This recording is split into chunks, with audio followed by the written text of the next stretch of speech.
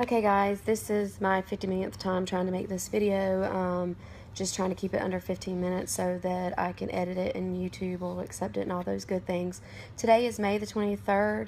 It is a big day for me, just because I'm excited because my IPs have their initial visit with the clinic near us. This is a new clinic and it's about 45 minutes away from me, and versus 2 hours from where their other one was. So I'm really excited for all that to be started and to find out what our next step is, of course.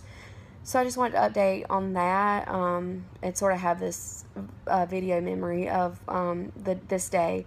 And also I wanted to answer some questions, my point of view on some questions that have been asked to me since I've started my surrogacy journey by my friends and my family. Of course, I've been lucky that I have not had any negativity thrown my way, just curiosity.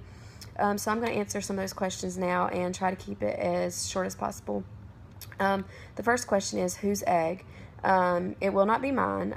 7 years ago when I had my last child, I had a tube ligation done, and I will not be having my tubes reversed because the egg will not be mine. My IPs have fertilized embryos already frozen and ready to go. If I can remember correctly from talking to my intended mother, my IM, they're 5-day embryos. And they're ready to go. So it will be their baby, genetically, biologically theirs. No connection to me whatsoever. So that will be what we will be using. And I do not at this time intend to ever do a traditional surrogacy where my egg would be used. From research that I've done, I am probably close to being too old to use my eggs. I guess that kind of depends on the doctor, the RE at whatever clinic is being used. And also I don't feel comfortable at this time doing that. That may change, I don't know. Our next question that I have been asked repeatedly is, how am I going to feel once the baby is born? Many think that, of course, there's no way I'm not going to get attached to it, or they'll tell me you're going to be attached, or things like that. But I'm going into this with a mindset that is not my child.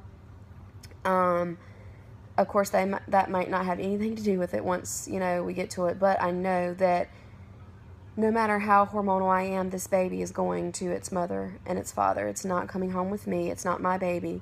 I think at this point, my biggest fear is not whether I'm going to be attached, but it's failing my IPs when it comes time for transfer. I don't want to do that, and I'm trying to change that mindset to, I'm going to be positive that everything's going to go great the first time and blah, blah, blah.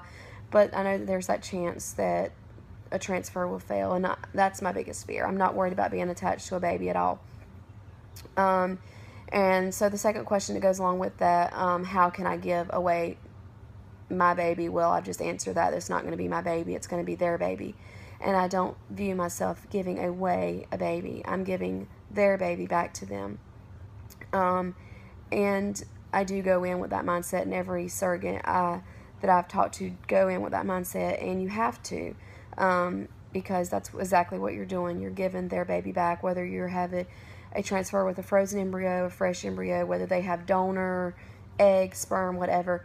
It's still their baby, and you're giving it back to them once it's done cooking, I guess. My question is how I met my IPs. I don't know them personally, as in I don't know them.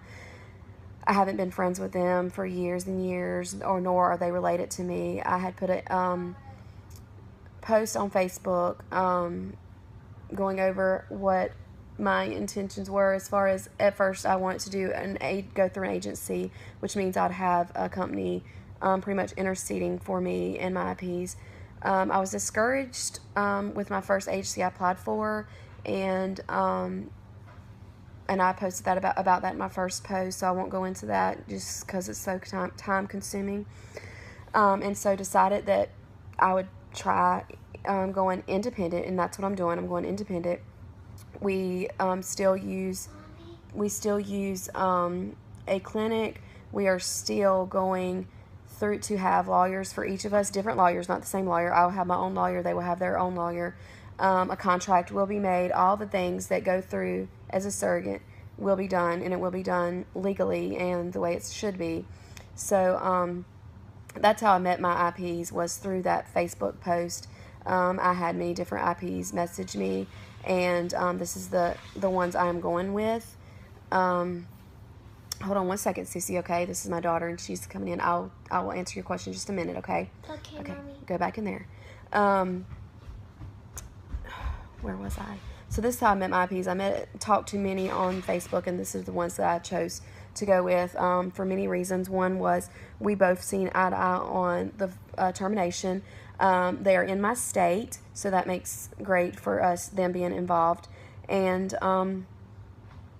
I just felt that this was the right match for me so far. Another question, my support.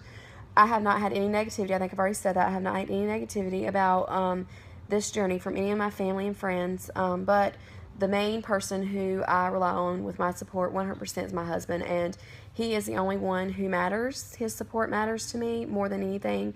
And if it wasn't for him, then I wouldn't be doing it. Like I said in my first video, I thought that he wasn't going to be on board. And he is 100% supportive.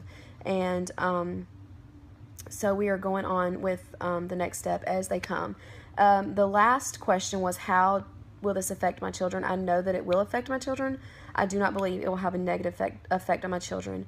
I haven't explained it as far as me doing it with them as much as I have just explained what surrogacy is with them. And I've used the terminology.